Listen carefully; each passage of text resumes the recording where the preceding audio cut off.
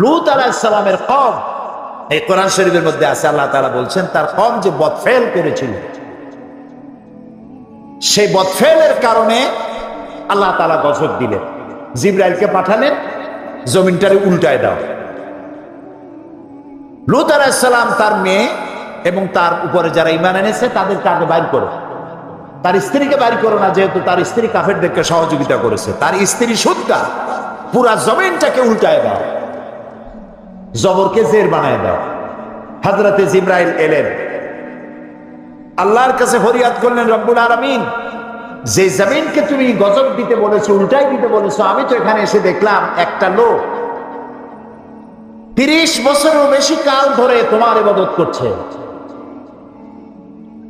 ঘরে অথবা জঙ্গলে কোথাও বসে বসে তোমার ইবাদত করছে, এই বেচারার ব্যাপারে কি করবো তা তো তুমি বলোনি। আল্লাহ তাআলা বলছেন জমিনটা উল্টাইয়া ওর মাথায় আগে রাখো, কারণ সে শুধু নিজেকে নিয়ে ব্যস্ত ছিল জাহান্নাম থেকে বাঁচাতে, ওর সামনে অসংখ্য মানুষ জাহান্নামের দিকে যাচ্ছে, সে তাদেরকে ফেরাবার দায়িত্ব পালন করে নাই। প্রিয় ভাই সব, মুসলমান হওয়া এটা কোনো খেল তামাশার বিষয় নয়। গরুর গোশত খাইলাম, আব্দুল করিমের ছেলে আব্দুর রহিম, মাথায় টুপি আছে, মুখে দাঁড়িয়ে আছে, মুসলমান না হইল না। দাওয়াতের হক আদায় করতে হবে, ভ্রমণ করতে হবে। আল্লাহ তাআলা বলেছেন কুল সিরু ফিল আরদ ফানজুরু কাইফা কানা আকিবাতুল মুকাজ্জিবিন, আমার জমিন পরিভ্রমণ করো আর দেখো আমি কিভাবে সত্যের, মহাসত্যের অস্বীকারীদের কিভাবে শাস্তি দিয়েছি। পরিণতিগুলি চোখে দেখো, শিক্ষা গ্রহণ করতে পারবে। আমরা হচ্ছে উম্মতে দাওয়াত। আমরা কি উম্মতে দাওয়াত? কিয়ামতের দিন কোন মানুষ যদি আল্লাহর দরবারে দাঁড়ায় বলে নাই, আল্লাহ রাব্বুল আলামিন, আমি দ্বীনের দাওয়াত পাই নাই, ইসলামের দাওয়াত পাই নাই, কোরআন হাদিসের দাওয়াত পাই নাই, তাহলে কিয়ামতের ময়দানে এই কথা যদি কোনো মুসলিম বলে, মুসলমানের আল্লাহর দরবারে দায়ী হয়ে যাবে। তোমরা উম্মতে দাওয়াত। প্রিয় ভাই সব, আমরা নামাজ পড়ি, কিন্তু আমার প্রতিবেশী নামাজ পড়ে না, আমি কি তাকে কখনো নামাজের দাওয়াত দিয়েছি? আমার প্রতিবেশী সুদ ঘুষের মধ্যে লিপ্ত আছে, আমি সুদ ঘুষ খাই না, এর কাছেও যাই না, আমি কি তারে বাঁচাইতে চেষ্টা করেছি? যদি না করে থাকি তাহলে এই দাওয়াতের হক আমি আদায় করতে পারি না।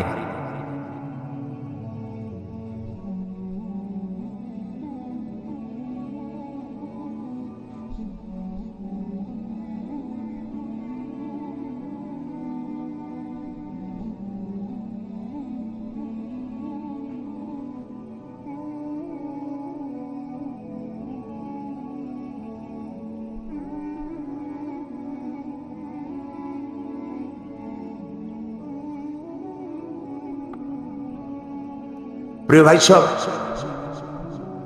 নিজের দেশে দ্বীনের দাওয়াত দাও, বিদেশে গিয়ে দাওয়াত দাও।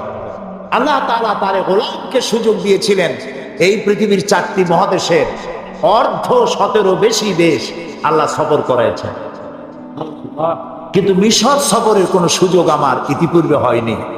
আল্লাহ তাআলা গত এপ্রিল মাসে আমাকে মিশর সফর করালেন। আমার খুব স্বপ্ন ছিল মিশর দেখা। মিশর হচ্ছে আমাদের জাতির পিতা ইব্রাহিম আলাইহিস সালামের শ্বশুর বাড়ি, ইউসুফ আলাইহিস সালামের চারণভূমি। এখানে তিনি ঘুরেছেন ফিরেছেন, কত কষ্ট করেছেন। মুসা আলাইহিস সালামের জমিন, ইলিয়াস আলাইহিস সালাম, হারুন আলাইহিস সালাম ইসলামের ইতিহাস গড়েছে এই জমিনে। সেই মিশর দেখার একটা উদগ্র বাসনা ছিল আমার। গত এপ্রিল মাসে জামিয়া আল আজহার, পৃথিবীর একটি শ্রেষ্ঠ বিশ্ববিদ্যালয়, যার ছাত্রছাত্রী সংখ্যা 2 লাখের উপরে, ওখান থেকে একটা দাওয়াত পেলাম। এরপরে 5 দিন আমার সফর ছিল। যারা আমার প্রোগ্রাম প্রডিউস করেছে আমি তাদেরকে বলেছি, যারা প্রোগ্রাম চেক আউট করেছে তাদেরকে আমি এখান থেকে জানাই দিয়েছিলাম, আমি শুধু রাত্রে কয়েক ঘন্টা ঘুমাতে চাই, বাকি সবটা সময় দেখার মতো জায়গাগুলি আমাকে সব দেখায় ফেলবে। 5 দিনে 4500 কিলোমিটার দৌড়াইছি আমি। প্রথমেই দেখতে চেয়েছি মুসা আলাইহিস সালামকে যেখানে কষ্ট দেওয়া হয়েছে সেটা কোথায়, তাকে যে জায়গা থেকে ফালায় দেওয়া হয়েছিল সেই জায়গাটা কোথায়। আমাকে সেই সব জায়গা দেখানো হয়েছে যেখানে তার মা হযরত মুসা আলাইহিস সালামকে ছেড়ে দিয়েছিল বাক্সবন্দি করে। বাক্সের মধ্যে বন্দি। আল্লাহ তাকে বলেছেন, মাকে বলেছেন, তুমি মুসার মা, তুমি তোমার বাচ্চাকে বাক্সের মধ্যে বন্দি করে এখান থেকে ফেলে দাও। কারণ ফেরাউন বলেছে যে এই জাতির কোন পুরুষ সন্তানকে আমি বাঁচায় রাখবো না, যেটা হবে সে আমার শত্রু হবে, সব মেরে ফেলো, আর মেয়েগুলিকে বাঁচায় রাখো। এটা হলো ফেরাউনের ইচ্ছা, কোন পুরুষ সন্তান বাঁচতে দেবে না। আর আল্লাহর ইচ্ছা, মুসা আলাইহিস সালামকে আল্লাহ ওর জমিনে পাঠাবেন। কার ইচ্ছা কার্যকরী হবে? আল্লাহ তাআলা মুসা আলাইহিস সালামকে বানায় ফেললেন। এখন বাঁচবে কেমনে? তার তো মেরে ফেলবে ফেরাউন। দেখেন অবস্থা। আল্লাহ তাআলা বললেন, তিনি যেটাকে আগুন দেখে মনে করেছিলেন যেটা আগুন, তিনি বললেন তোমরা অপেক্ষা করো, আমি আগুনের কাছে যাই, হয় আগুন আনবো আর না হয় আমাদেরকে আল্লাহ, আমি একটা রাস্তা পেয়ে যাব কোন পথে আমরা যাব। ফালাম্মা তাহা নুদিয়া ইয়া মূসা ইন্নী আনা রাব্বুক ফাখলা'না আলাইক। আগুনের কাছাকাছি যিনি যখন হয়েছেন, আগুনের ভিতর থেকে আওয়াজ এলো, এটা আগুন টাগুন কিচ্ছু না, ইন্নী আনা রাব্বুক, আমি তোমার রব, আমি তোমার আল্লাহ। ফাখলা'না আলাইক, জুতা খুলে আসো, ইন্নাকা বিল ওয়াদিল মুকাদ্দাসি তুয়া, তুমি তো পবিত্র উপত্যকায় পৌঁছে গেছো। ওয়াদি আরবিতে বলা হয় ওয়াদি, বাংলায় বলা হয় উপত্যকা। দুই পাহাড়ের মাঝখানে সমতল জায়গাকে উপত্যকা বলা হয়। আমরা সেখানে গেলাম। উপত্যকায় ওয়াদি মুকাদ্দাসে যাওয়ার আগে আমার এই আয়াত মনে পড়েছে। আল্লাহ তাআলা বলছেন ফাখলা'না আলাইক ইন্নাকা বিল ওয়াদিল মুকাদ্দাসি তুয়া। মুসা আলাইহিস সালামকে আল্লাহ বলছেন জুতা খোলো, আমি ভোর চটে জুতা আগেই খুলে ফেলেছি।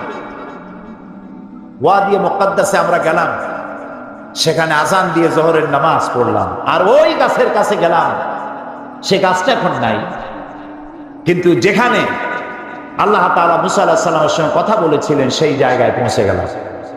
আমার জীবন ধন্য হলো, সেই জায়গাটি দেখতে পেলাম যেখানে আল্লাহ কথা বলেছেন মুসা আলাইহিস সালামের সঙ্গে। মুসা আলাইহিস সালাম আল্লাহর সঙ্গে কথা বলতে গিয়ে তিনি আল্লাহর আওয়াজ শুনে বলছেন, আয় আল্লাহ, আমি তো তোমার দেখতে চাই, আমি তো তোমার দেখতে পাচ্ছি না। রব্বি আরিনি, আয় আল্লাহ, আমি তোমার দেখতে চাই। আল্লাহ তাআলা বললেন, লান তারানি, কখনো তুমি আমাকে দেখতে পারবে না। মুসা আলাইহিস সালাম আবদার করলেন, আল্লাহ, আমি তোমারে দেখতে চাই। আল্লাহ তাআলা বললেন, আচ্ছা, একটা টেস্ট হোক, দেখতে পারবা কিনা। আল্লাহ তাআলা পাহাড়ের উপরে তার তাজাল্লি, ৭০,০০০ পর্দার আড়াল থেকে আল্লাহ তাআলা তার তাজাল্লি নূর বর্ষণ করলেন পাহাড়ের উপরে। মুসা আলাইহিস সালাম শুধু, এই কোরআন শরীফে আল্লাহ বলছেন, মুসা আলাইহিস সালাম শুধু এক পলক দেখে আল্লাহু আকবার বলে চিৎকার মেরে ধ্বংসে পড়লেন। পাশেই তুর পাহাড়, তুরের উপরে আল্লাহ তাআলা একটা সূরা নাজিল করেছেন, ওয়াতিন ওয়াজ জাইতুন ওয়া তুরে সিনিন। তুরের আল্লাহ তাআলা কসম করেছেন, যেই পাহাড়ে উঠলে পরে আকাশের মেঘ ধরা যায়, এত উঁচা পাহাড়। এই পাহাড়ের উপরে ৪০ দিন তিনি ইতিকাফ অবস্থায় ছিলেন এবং সেখানে তওরাত নাজিল হলো। সে জায়গাও আল্লাহ দেখার তৌফিক দিলেন। যুব সম্প্রদায়ের ব্যাপারে বলতে চাই, আজকের মাহফিলে যুবকদের সংখ্যা কম না বেশি? বেশি মানে কি? জনমের মতো বেশি। আলহামদুলিল্লাহ, আলহামদুলিল্লাহ। একটি জিনিস সম্পর্কে আমি আপনাদেরকে বলবো, সেটা হলো আমার দেশের সবচাইতে নারী নির্যাতনের বড় হাতিয়ার হলো যৌতুক। অবশ্য চট্টগ্রামে যৌতুক নাই,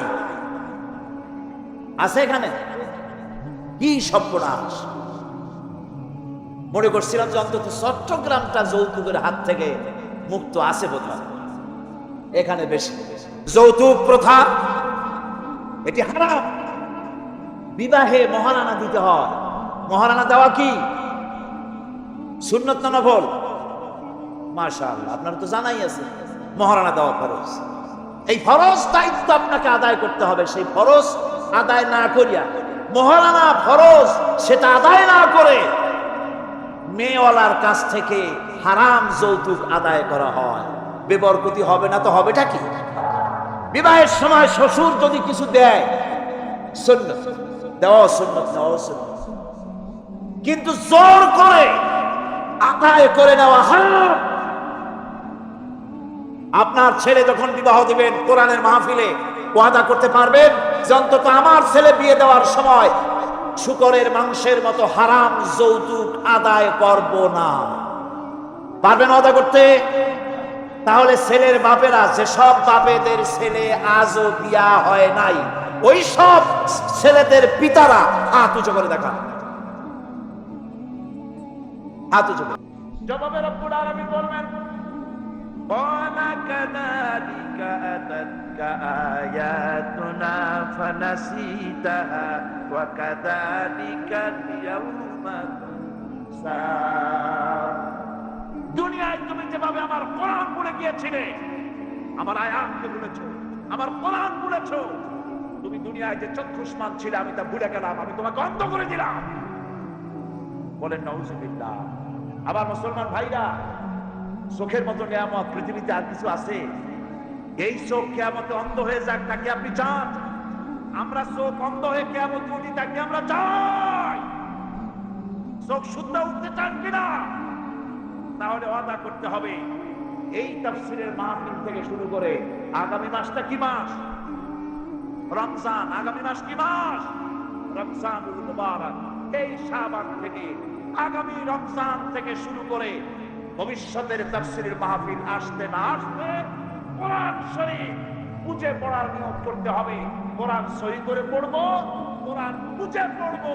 কিয়ামতের দিন অন্ধ হইয়া কিয়ামতে আমি আমার মা বাপ বিবি বাচ্চা উঠতে চাই না, চোখ নিয়ে উঠতে চাই। এটা ঠিক কিনা? যদি তা চাই, এই রমজান থেকেই কোরআন শরীফের তাফসীর কোরআন বুঝে পড়বো। আমরা এই ওয়াদা করলাম। পারবেন ওয়াদা করতে? হাত উঁচু করে দেখা। আলহামদুলিল্লাহ।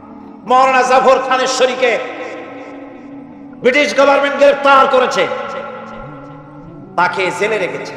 বিচার হলো, বিচারে তাকে আন্দামান দ্বীপে দ্বীপান্তরিত করা হবে। তাকে লোহার জিনজির পরানো হয়েছে। উপমহাদেশের ওলামাদের মধ্যে শীর্ষস্থানীয় আলেম মাওলানা জাফর থানেশ্বরী। গলায় শিকল পরানো, কোমরে শিকল পরানো, পায়ে শিকল পরানো, হাতে শিকল পরানো।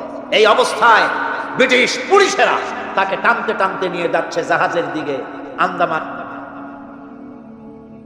হাজার হাজার মানুষ তাকায় আছে, অস্ত্রের সামনে কথা বলার সাহস কারো নাই। সকলের চোখ থেকে পানি ঝরছে। যাতে আজকে চিন্তা করতাম, যার বক্তৃতা শুনতে হাজার হাজার মানুষের ঢল নামতো, তারা আজকে বাড়িতে নিয়ে যাচ্ছে। তিনি এদিক ওদিক তাকাচ্ছেন আর হাসি মুখে এগিয়ে যাচ্ছেন।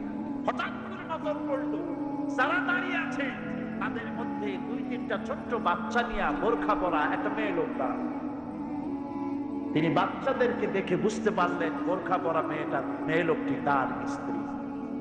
পুলিশকে বললেন, আমাকে এখানে একটু দাঁড়াতে দাও। পুলিশ দাঁড়িয়ে গেল। স্ত্রী বললেন, প্রাণের স্বামী, তুমি আমাকে কি বলে যাচ্ছ? মাওলানা জাফর থানেশ্বরী বলছেন, প্রাণের স্ত্রী, তোমাকে নতুন কোনো কথা আমি বলবো না, পুরান কথাটা স্মরণ করিয়ে দেই। হযরতে ইব্রাহিম আলাইহিস সালাম তার বিবি হাজেরা আর তার বাচ্চা ইসমাইলকে মরুভূমির ভিতরে, বাড়ি নাই, ঘর নাই, পানি নাই, খাবার নাই, ওই মরুভূমির ভিতরে যে আল্লাহর কাছে ছেড়ে গিয়েছিলেন, আমি তোমাকে আর বাচ্চাগুলিকে সেই আল্লাহর কাছে ছেড়ে গেলাম। ব্রিটিশ সরকারের পতন হলো, জিল্লাতির সাথে বিদায় হলো, ওলামাদের রক্তের উপরে স্বাধীনতা কায়েম হলো। আজ ইতিহাস থেকে বীরদেরকে মুছে ফেলার ষড়যন্ত্র চলছে। এদেশে ইসলাম এনেছে আল্লাহর ওলিরা, আল্লাহর পীর বুজুর্গ, আল্লাহর ওলিরা, তারাই দেশে ওলামায়ে কেরাম ইসলাম এদেশে এনেছেন। তাদের কারণে এই দেশে লক্ষ লক্ষ মসজিদ হয়েছে, মাদ্রাসা হয়েছে। ওলামায়ে কেরামদের সঙ্গে ব্যাধি করে কোন সরকার টিকতে পারে নাই। ভবিষ্যতেও ওলামাদের আজ এক হওয়ার সময় এসেছে। ওয়াতাসিমু বিহাবলিল্লাহি জামিআ ওয়ালা তাফাররাকু। ঐক্যবদ্ধ হয়ে আমার রশিকে মজবুত ভাবে ধারণ করো। আমার রশি হলো কি? জোরে কোন কি? এই রশি, এটাকে আল্লাহ রশি বললেন, হাবলুল্লাহ, এটা আল্লাহ রশি। এই রশি আল্লাহ ছাড়িয়ে দিলেন কোথায়? দুনিয়ায়। আমরা ছিলাম কোথায়? তাও মনে না, আমরা ছিলাম জান্নাতে।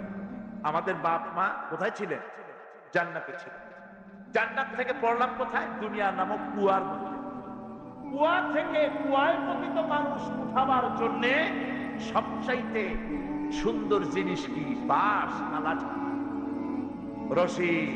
রশি হলো সবচাইতে উপকার। এখন এই রশি ধরে আপনি মানুষ উঠাবেন, সেজন্য সেই রশির আবার দুইটা শর্ত থাকতে হবে। রশির শর্ত কয়টা হবে?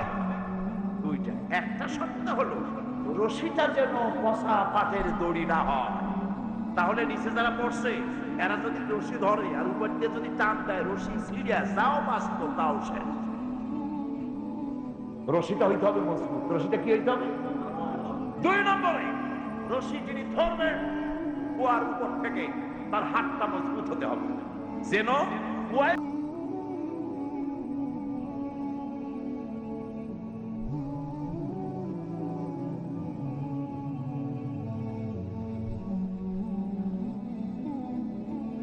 আজকে বাংলাদেশে সবচাইতে বেশি জরুরি ঐক্যের, সবচাইতে বেশি জরুরি কি? আমি আজ কোরআনের মাহফিল থেকে উদাত্ত আহ্বান জানাই, খুব ভালো করে শুনুন। চট্টগ্রামের ঐতিহ্যবাহী ঐতিহাসিক তাফসীরুল কোরআনের মাহফিল থেকে উদাত্তভাবে আহ্বান জানাতে চাই, বাংলাদেশের সমস্ত ইসলামী দল, সমস্ত মাকতবে খেয়ালের আলেম ওলামা, পীর বুজুর্গ আর ইসলামী মূল্যবোধ ও বাংলাদেশী জাতীয়তাবাদে বিশ্বাসী সমস্ত শক্তি ঐক্যবদ্ধ হয়ে ভারতের আধিপত্যকে ঠেকাও, দেশের অখণ্ডতাকে বাঁচাও, দেশের সার্বভৌমত্বকে টিকা রাখো।